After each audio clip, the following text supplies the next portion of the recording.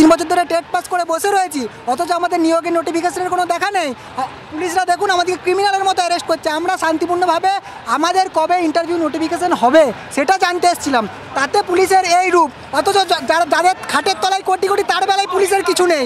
Police এতটাই নির্লজ্জ হয়ে গেছে, সরকার এতটাই নির্লজ্জ হয়ে গেছে, কিছু বলার। আমরা একদিন এই সমাজটা গড়বো। আমাদের সঙ্গে পুলিশ ব্যবহার করছে কত বড় বড় লাঠি, এমনকি বন্দুক সব নিয়ে, বুলেট প্রুফ জ্যাকেট নিয়ে আমাদের উপর অত্যাচার করছে এই ভর বৃষ্টিতে।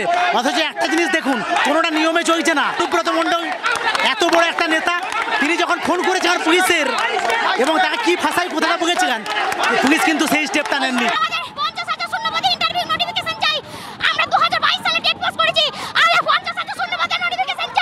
মুখ্যমন্ত্রী বাংলা শিক্ষা ব্যবস্থা ভেঙে দিয়েছে, মুখ্যমন্ত্রী বাংলা শিক্ষা ব্যবস্থা শেষ করে ফেলেছে। আমাদের প্রতিভাটুকু দেখানো দেওয়া যাচ্ছে না। আমরা শিক্ষক হলে প্রশ্ন তুলবো, তাই কি আমাদেরকে এইভাবে চোরের মতো নিয়ে যাচ্ছে? স্বচ্ছভাবে আমরা পরীক্ষা দিয়েছি, কিন্তু আজকে 3টে বছর সরকার আমাদের কোনো কিচ্ছু ব্যবস্থা করছে না। আমরা আর কতদিন এইভাবে বসে থাকবো? আমরা আর কোনো ডেপুটেশন দিতে চাই না, আমরা চাই আমাদের নিয়োগ হোক, অবিলম্বে নিয়োগ হোক।